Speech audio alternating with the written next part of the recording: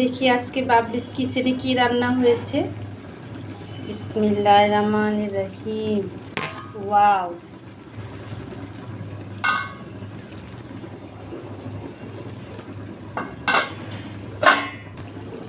এটা দেখি খিচুড়ি।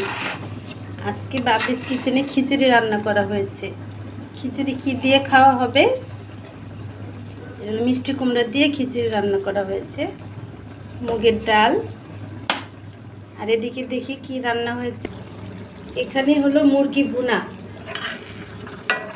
টমেটো দিয়ে মুরগি ভুনা।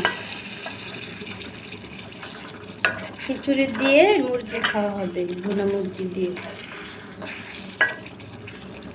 আজকে ডিনারটা ভালোই হবে, বাইরে বৃষ্টি বৃষ্টি ওই কারণে।